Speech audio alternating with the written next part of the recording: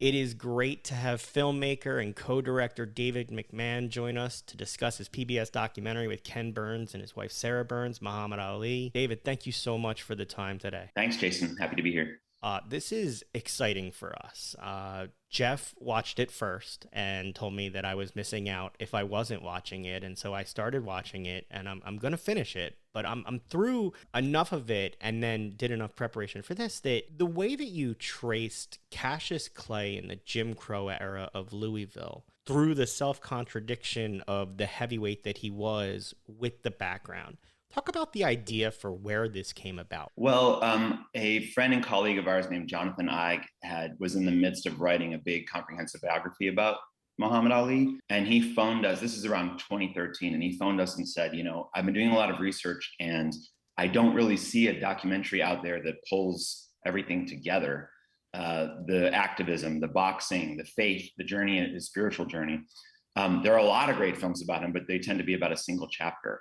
And so we poked around and found that he was right. There really wasn't anything that put it all under one roof. And so we saw this great opportunity. It took us about 7 years to make it.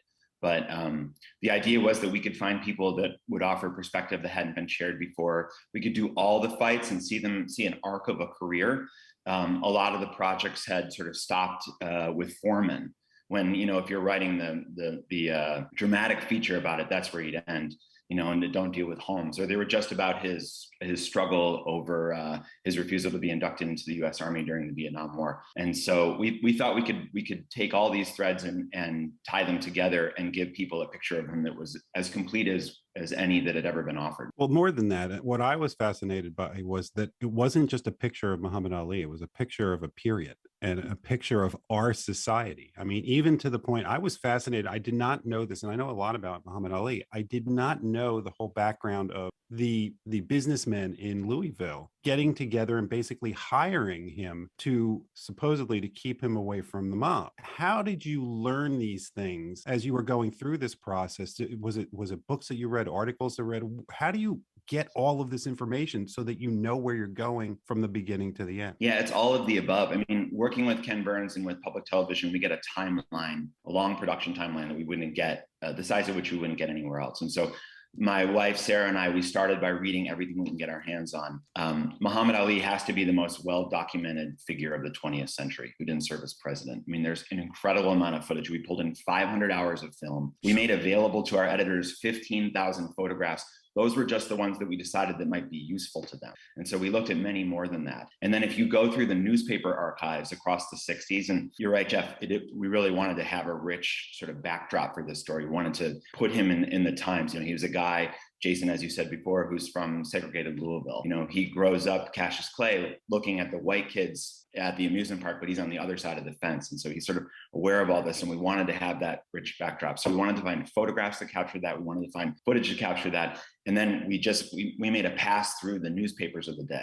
And he's covered almost every day in the 60s. After he beats Liston in February of 64 to May of 64, when he goes to Africa, it seems every paper is writing about him every single day. So you can really see where he was, and you can watch the drama unfold with Malcolm X and the Honorable Elijah Muhammad. You can see what he's saying about possible next opponents. I mean, the whole thing is present in the archives. And so we had years to comb these archives to find facts that we didn't know, that hadn't been shared, photographs that hadn't been seen, and footage that nobody had looked at before. It's not just the archives that you found, the footage that you found, but how you presented it that absolutely fascinated me. There were stretches in this where there was no commentary with the fights. You could hear the cornermen. You could hear the crowd. It was the footage with the sound boosting. You could hear Ali's taunts and the blows that he was delivering in a way that I hadn't heard before. Can you talk about the decision on how you presented everything you were able to find? Sure. One thing we were going to do for certain was we're going to try to get back to the original material for every asset that we found. So we found a piece of 60 millimeter film, but it was sent to us a copy of a VHS tape. We were going to turn over every rock and try to find the original film. And then we were going to do a 4K transfer and a high quality color correction. So some things that you'd even seen before are going to look like they've never looked before. And again, it was about that timeline, but it's also about the relationships that we have with these archives. We worked with ESPN for years to work out the terms, to get to the deepest corners of the archive, have the folks find the actual original film. The same was true with the audio components. We wanted to find the announcers. We wanted to dig them out of a sort of muzzy audio recording that maybe that announcer of that early 60s fight, maybe it was his fifth or his sixth fight, that you could hear the announcer on the recording, but you had to kind of shave off the crowd noise that had closed in on it. And so we were on a mix stage for months trying to carve that out and elevate it and make it so that you could hear it. And we wanted to privilege those original voices. We have narration. We see that as a kind of connective tissue to get you from one fight to the next, or to get you from a big cultural moment that is part of the backdrop to the next fight. But we also wanted to make sure that if there was a good recording of Howard Cosell, that we could hear every word of it and let him do some of the narrating. And so that's again about the time we have, and about we worked with a really talented mix engineer, and we arrived there with this 2-dimensional thing, and he made it 3 dimensions. I can't believe when you say 500 hours of footage that then needs to be concisely cut into a story that is yeah, even though it's a documentary and you had more time that you could do this, as far as the number of hours that it was, as opposed to like an hour and a half movie. How do you spend all of that time and figure out what you're going to put in and what you're going to leave out? We had on Nick Davis last week, who did a documentary on the '86 Mets, Once Upon a Time in Queens, and asked him the same question. And then as you're answering that question, also, is there something that you now look back at, one particular thing that you go, I wish we had put that in? Well, I wonder what Nick had to say, but I find it to be a subtractive process. Once you've accumulated all this material, it's about all of the hard choices of what you're going to put in there. When we begin editing, we've got this, what is really amounts to a radio play. It's the Ken Burns reading the scratch narration, and it's the talking heads that we've placed in there, but there's no music, there are no sound effects, and there are no pictures yet. And so our 8-hour movie at that stage at the beginning was a 12-hour radio play, and we start chiseling right there. And so then once we get through that, we get it down to 8 hours, then we start putting pictures and music in it, and it grows a little bit. But across the rest of that time, it's all about getting rid of the material that doesn't end up being A+. And by the end, hopefully you've got this breathless thing and this freight train that just hums along that leaves people at the edge of their seat. The thing that, which, by the way, it did. I mean, even as one of the things, and we said this to Nick as well, is unlike a regular movie where you essentially don't know the ending in a fiction movie. In this, you know the ending. For the most part, a lot of people who are watching this already know this. Although I watched with somebody who knew nothing about Muhammad Ali, and it was fascinating to them, but it was more fascinating to me because there were times I actually forced myself to forget what I knew because it was that exciting. Yeah, I mean, we're hopeful that even though you know the outcome, that it may feel like the emotion of it is so rich that you still get the butterflies as he's going into the final round against Frazier or whatever it is. And we're trying to make you feel this as much as we can. In Ken's film about the Second World War, there's a fighter pilot named Quentin Anderson, and he's telling you about this harrowing mission that he went on where he was shot and he lost his ability to stay in flight, and the airplane starts spiraling towards the ground, and you go, oh God, I hope he lives. He's the one telling you the story, but so of course he lives, but we're always trying to achieve that, is that you're wondering whether he lives, even though there he is on camera. To your question about what's not in there, I don't have anything that stands out that I felt like I really wish we could have gotten in there, but when we take on a subject like this, we're trying to scrape off all the myth that inevitably gathers on a figure of this magnitude. And so we're not going to put in there the story of Muhammad Ali tossing his medal into the river unless we can actually find evidence that it happened, which we couldn't. And so we're looking, these are flawed people, Jackie Robinson, Muhammad Ali. We love them, but we want to make sure that people come away with a sense of their humanity. We don't want to further put them up higher on the pedestal. We want to figure out what their flaws are,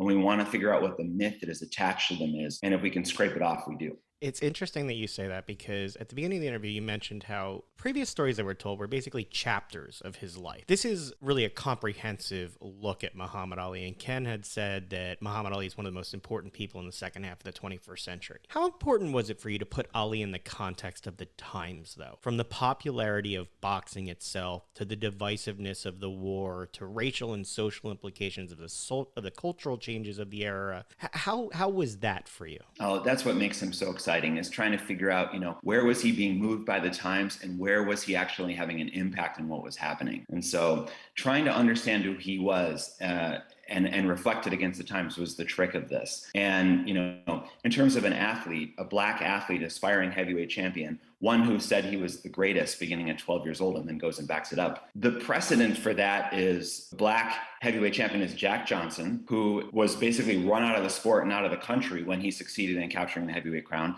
And then there's Joe Louis, whose white handlers said, you're not going to be able to defend your title if you don't keep quiet and be polite and behave in a particular way. And so here we are in the 60s, and Muhammad Ali, he's shouting, he's braggadocious, he's demanding that people look, and there's no, the sports writers who are covering him, they're not used to that, and it makes them uncomfortable, and they cover him in a particular way. But it's also a time of the Beatles and happenings, and the 60s are coming on fast, and so there's another crowd that's saying, oh, this guy makes sense to me, right? But then he goes and does this radical thing. He announces he's a member of the Nation of Islam. And then this big, strong, heavyweight fighter says, I'm not going to go 10,000 miles and fight poor brown people when I don't have the freedoms that I really deserve here at home. So then people loathe him. So he's responding to the times. But fast forward a few years later, and people begin to catch up to him. That's not a war that we should have been a part of. And he should be free to be whoever he wants to be. The Nation of Islam doesn't seem so frightening anymore. And so it seems at times that he's reacting to what's happening in the world. And it seems at times that the world is reacting to how he's responding to it. You did a great job of capturing what those times are. As you were doing this, did you think about how would he play now? How would people in this fast media culture where everything is immediate and people are responding to things? The number of statements that Muhammad Ali made, there are so many things that he said that were at the time considered controversial, that still probably would be. You wonder whether or not he would have turned out to be the big figure, or maybe he would have been canceled. Right. It's a really interesting question. Imagining Muhammad Ali's Twitter feed, where it says somebody helping him curate sound bites and personal choices and how to amplify them publicly so that, his brand continues to get properly polished. It's just, none of that makes sense to me when I think about how he went about his business.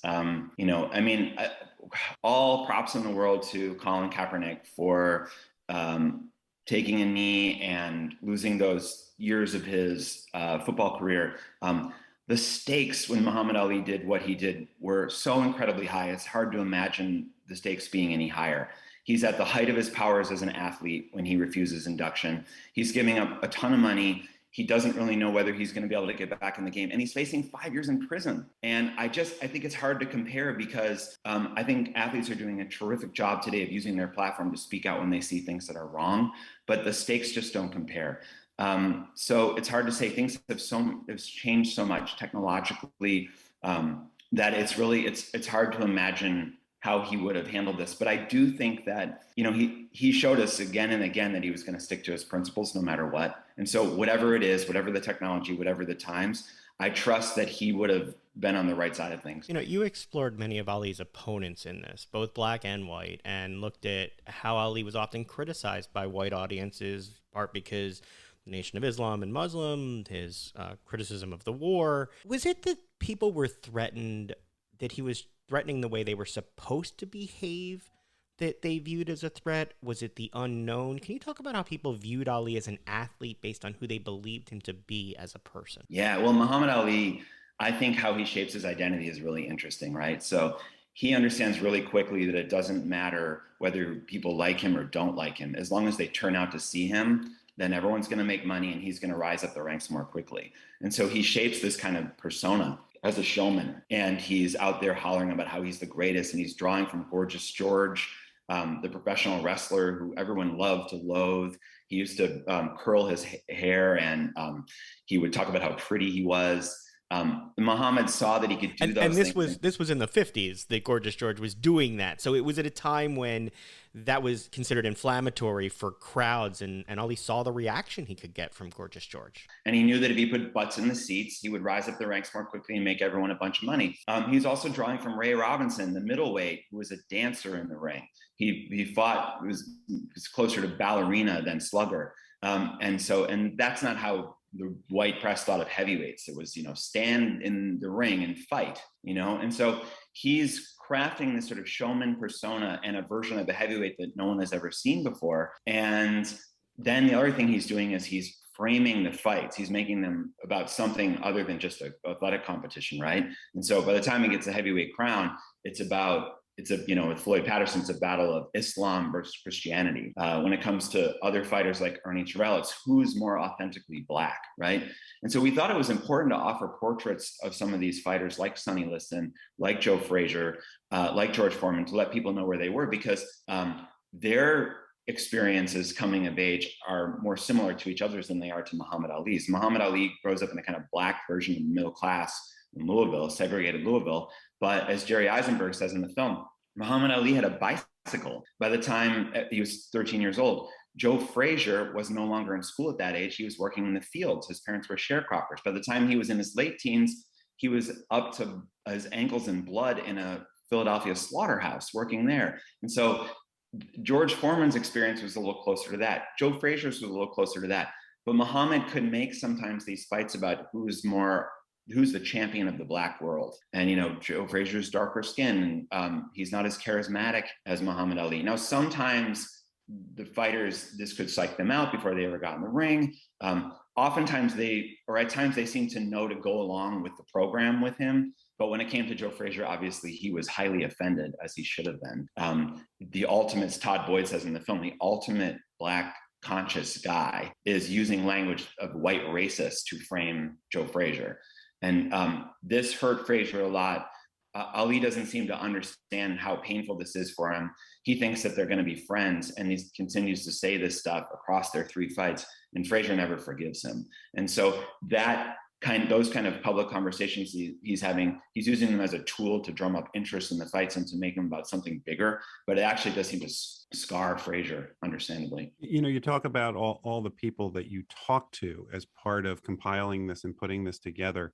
Of all the people you talked to, who was the person that you were most moved by as far as how they were moved or how it impacted their life? And second, what was it like to talk to all of these people who were so close to him? Well, I'll say broadly that people got far more emotional talking about him than I had guessed they would have. And I think that they would have guessed that they would have. And so it often seemed that we would reach a point in the interview where there would be a memory. Sherman Jackson recalling being in a basement, a smoke-filled basement as a teenager with a bunch of his pals in Philly, and listening to that call as Muhammad Ali knocked out George Foreman. And as he's telling us in the interview, he quotes the broadcaster. He says, "The great man has done it." And so here we are decades later, and he remembers exactly what was said when on the radio, when Ali delivered the knockout blow. I really enjoyed talking to Michael Benz, the one-time heavyweight champion, about Muhammad Ali. He had a way of bringing everyone on the team into a better understanding of what was happening in the ring. And he could really unpack what Muhammad was doing for a group of filmmakers who were unfamiliar really with boxing going in. But then also when we got to the point of his death in the interview, out comes the handkerchief. He's moved to tears. And he talks about the very simple text message that he got from a friend, learning that Muhammad Ali had died. And he's just overcome emotionally. And this was nearly universal. Almost everybody got choked up at some point in their telling of their experience with him or account. And most of them hadn't met him. Michael he said, "I met him twice. That's it. But he was family." And so we have lots of stories that couldn't make the film that were about those personal encounters. It just didn't become that kind of film. But we could have strung together 45 minutes of each of those people talking about their one encounter with him. And what we learned across making the film is anybody, whether they were involved in the film or we were just telling them what we were up to, if they met him once, it imprinted heavily and they recall every detail of it. Around the time that Ali came down with Parkinson's and began to accept that and become the humanitarian that he was, my grandmother had Parkinson's, and so that was sort of how I learned about it. Can you talk about his acceptance of his deterioration in conditions and how he didn't allow that to stop him from making an impact, and in fact, become more impactful? I remember the 96 Olympics with the torch lighting and the humanitarian that he became around the world. Yeah, I think it's important to see Muhammad Ali as a man who was on a spiritual journey from the time he was a teenager and discovered the Nation of Islam to the time of his death. And I think he viewed Parkinson's as a challenge from God. And it's not that it didn't make him uncomfortable. He did hesitate when he was invited to light the torch because he thought people wouldn't know how to make sense of this man who had been so graceful as an athlete, so charismatic, and now he can barely talk and he struggles to hold this torch. And so he hesitated, but he was also a man who needed to feel the love.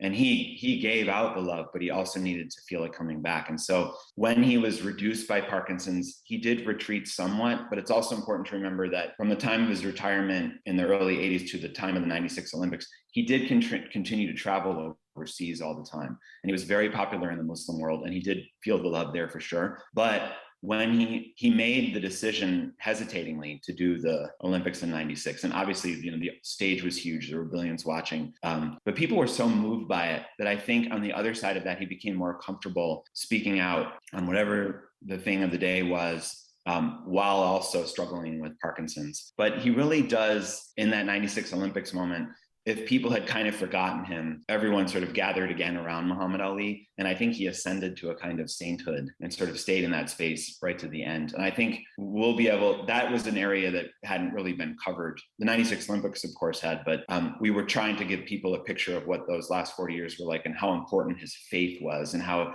even towards the end, he talks a lot about his legacy and the choices that he made and what he got right and what he got wrong. And when he got to the gates of paradise, would he be let in based on whether the good outweighed the bad? And that was all through a spiritual lens for him. You talked at the beginning about wanting to scrape away the myth and only telling the facts. And it's important in your role to be objective. But I can tell you from me watching it and the people that I've talked to, everybody's moved. Do you get to the point when you look back at this, that there were points where you realized how moved you are by what you created, and also how and looking back and realizing how moved other people are by watching? Well, I think I've got my filmmaker cap on across this process. And so maybe there's an emotional distance. It's not that I'm not moved at times, and I left a lot of those interviews in tears myself. But I actually think, I didn't imagine we'd ever be able to look at this movie. It's an 8-hour movie. We're facing a pandemic. We're just getting back into the theaters right now. No one was going to program this 8-hour movie in their cinema. I never imagined I'd have a chance to sit and watch with strangers, which is really the best part of it. It's going to a festival and watching nervously to see how people respond. Do they get the laughs? Do they care when the bad thing happens? Are they happy when the good thing happens? Are they affected by the end, by the sum total of everything? And we did get to play this film at the Telluride Film Festival in September and sit in a room with a couple hundred people. And that's when I became more emotional about it. I could just observe it with the surround sound playing on a big screen, feeling how people in the room were responding to it. And as a viewer, then I think I was sort of whacked for the first time emotionally by what it was. But I think we all fell in love with him very early on. And it was important. We're at a certain inflection point again with issues of race in this country. We're facing a pandemic and we're all huddled with our loved ones at home. And he was the perfect figure to spend this period with, because he had something to say, it seemed, about everything that was happening. And that's why I think we made this movie that is comprehensive, and I think it covers as much of his life as any project ever has. But we should just keep telling this guy's story as long as we're a society, because no matter the time, there'll always be something to learn from him about what's going on in that moment. We can't wait to keep telling it, hopefully with you. The PBS documentary is Muhammad Ali. Filmmakers David McMahon, Ken Burns, and Sarah Burns. David, thank you so much for the time. We really enjoyed the conversation. And of course, we really enjoyed the PBS documentary too. Best of luck. Thanks, guys. I really enjoyed being on with you.